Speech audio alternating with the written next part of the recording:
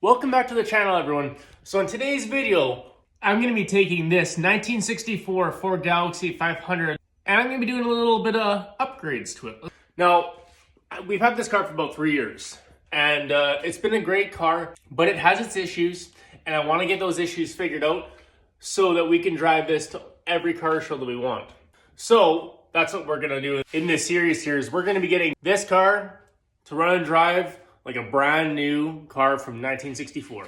Let's get to it.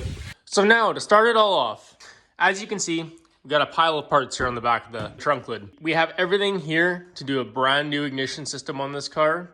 Everything from a new MSD6AL box to new 8.5 millimeter superconductor wires to a brand new pro-built ready to run distributor.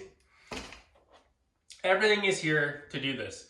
The only thing I don't have sitting here is a new coil, and the reason is, about 2 years ago, I did a little bit of upgrades to this car, and one of those upgrades included a brand new MSD Blaster 2 coil that's still good, still in the car, so we're just gonna reuse that. So now I'm gonna show you guys how to put everything, all this stuff in. It's actually really simple. So we can do 3 things. We can make the car run better, we can make the car drive better, and for all you hot rodders out there, we can do better burnouts with all this stuff. So the very first thing I'm gonna do, I put these screws in last night, but everybody likes seeing this get mounted just like this. And now that we got it in, damn does that look good. And now, it's time to change out that stock distributor. So now it's time to take this and get it the heck out of here. Get all these wires out of here so we can start working on putting this new distributor in and making this car run like a brand new car from 1964. So let's take this old distributor and make it not exist anymore. And how we're gonna do that is we're gonna take this thing off. And now I always find this part really important, and any other mechanic will tell you the same thing. When you go to take your distributor cap off, make sure you mark where this is. I have a mark right here on the intake manifold to state where this is pointed so I can drop the new distributor in and match it up exactly. So now let's just pop this guy out. Look at that. I want to make record that that's the first time that's ever happened that has just come out that easy. So now we're about to mount the new distributor. One thing I've done in advance is take this top cap off. The other things I've done, put the O-ring here that they supply and put the other seal right here, just like the old distributor, line it up the same. Should work great. So now what we get to do is take this assembly lube that the MSD's provided and make sure this gear is just coated. And we're gonna coat this gear. So now we wanna get this nice and in there. You want more the better on this. And just like that, we got it coated up. Now let's get it in the car. Now we know that mark there is where we want our rotor lined up to. We're gonna look at that. We want the distributor top to be lined up with that. And as we get it in, we're gonna have to fiddle with it a little bit to make sure it lines up 100%. Look at the clip. Oh, that was a good clip. Did you hear that sound? That was a good clip sound. That is definitely in there. Now that we got our distributor in that way, let's get our clamp on down there. This bolt on this is actually not long enough for that. So I couldn't get the distributor to bolt down because the bolt was actually too short now because the new distributor is a little bit thicker than the old one. But it's our lucky day. So this is our old bolt. This is a bolt I had on my bolt bin. Same thread. This one's just a little longer and should work perfect. Let's tighten our bolt up. And just like that, our new distributor is in. Now I'm gonna do something that I've waited 3 years to do because I hated the look of it. I've been waiting to get rid of this distributor cap, these wires, but I've been waiting until I upgraded the ignition system. So today is that day. Let's start pulling them out. And now for the moment I've been waiting for. And now we're at the last part of putting our conductors on and this distributor cap. And then we get to see how the engine bay looks with shiny red parts. So we're gonna put all this on the car and then we get to do all the electrical. And now let's complete this new look by putting our distributor cap back on and getting our wires strung across here. Normally, I show you guys how to put all the spark plug wires on for the entire engine. But let's be honest, that's kind of boring and everybody knows how to do that. So with a little bit of camera trickery, and just like that, we have all the spark plug wires in. Now, as you can see, it's quite tangled. I'm actually waiting for spark plug, the separators to come in. And yes, I know everyone's gonna say you shouldn't have this exposed like this because stuff can fall in there. That's why I'm gonna do that. And now we're at the funnest part of this entire install, depending if you think wiring is fun or not. But I'm gonna show you guys how easy this wiring setup can really be, because you only actually have 2 harnesses. This one goes to your distributor, which has 3 wires off of it. And this one goes to your MSD box, which controls the ignition. We also have some wire loom here because I like the look of a clean install. Wire loom makes that happen.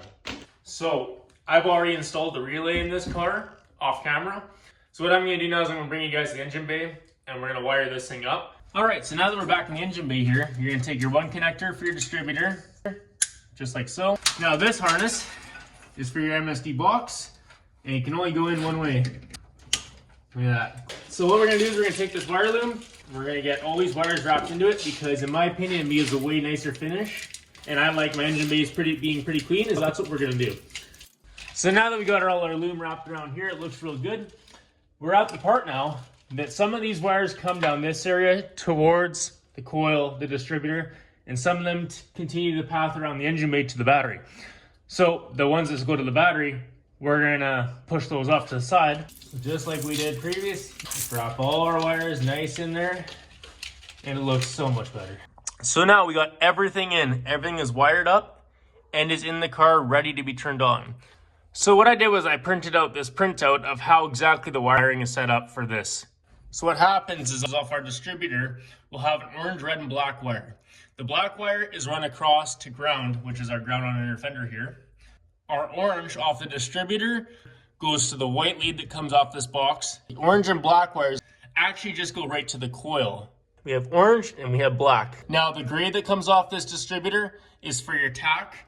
We aren't using that for this car, so that wire is just capped off down. Your red coming off your distributor and your red coming off your box need to be on a switched 12-volt source, which is why I have this relay in there. So this relay is actually controlled by the factory coil wire. The factory coil wire picks up this relay, which allows 12-volt that comes off that fuse to come through that relay and come to your distributor here and also go to your box. And yes, there are other wires in this kit, but for this kind of install, we aren't using those. On my next build, we will be. So make sure you stay tuned for that because on the next build, we're adding 2-step to it. And I've completed the wiring on the car's ignition. Now the spark plug wire separators have finally come in and this is what they look like. And I even got them red to try and match the look of the car. Basically, this kit comes with 4 of these are 4-port ones, and 8 of these are 2-port ones. Now, I won't be using the 2-port ones. I don't need that on this, but I will be using all 4 of these. And the kit comes with an Allen key as well, so you don't really have to supply any tools. So we'll loosen this off. Now, obviously, you can do them to whatever style you want to do or wherever you want to put them. This is where I want to put them. Now, we don't got to go crazy tight, just hand tight's fine. Now would you look at that? Keeps everything separated. It looks really good with the rest of the engine bay and with the already red ignition parts that we just put in. Now let's put the rest of the 3 on this setup and then I'll show you guys the finished product. And now for the last one. And there we are. Wow, does that look so much better. What do you guys think? So now that we've completed that and everything's in the car and we're all ready to start it up, and we're just waiting on the carburetor to come back from being rebuilt. So we'll get back to it as soon as we have the carburetor in. I'm not gonna lie to you guys, it's probably been about 3 or 4 weeks since we last filmed that clip.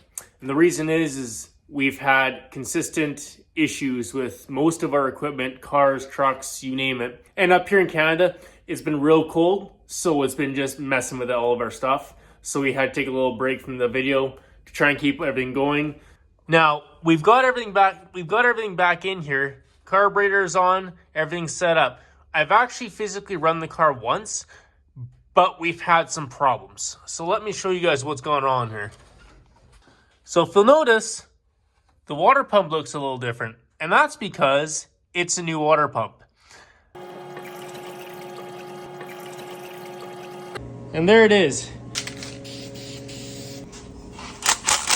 When I went to turn the car over, when I did get the carburetor on off camera, the water pump sprung a leak and blew coolant everywhere. And on top of that, you'll see there's a new fuel pump.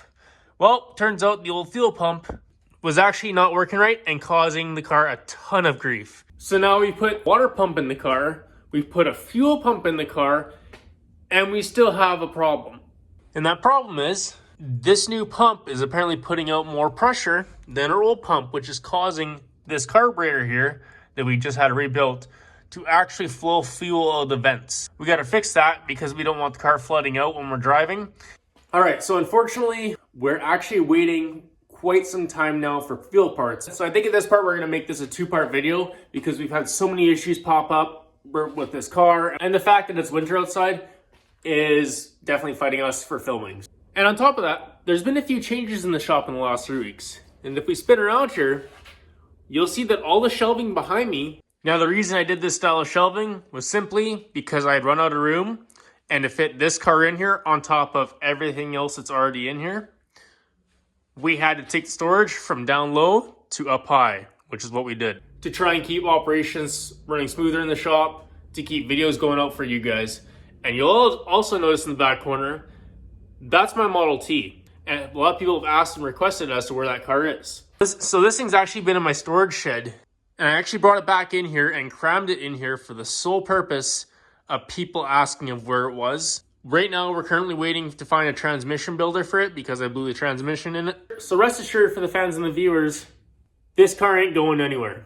So make sure you guys stay tuned for part 2. Make sure you subscribe to the channel if you like what we're doing here. Toss us a like. I love seeing your guys' likes. And put in the comments section, when you guys have been restoring cars and trucks yourself, what kind of things have you run into that have held you up for long periods of time and delayed your build? We'll see you guys on part 2.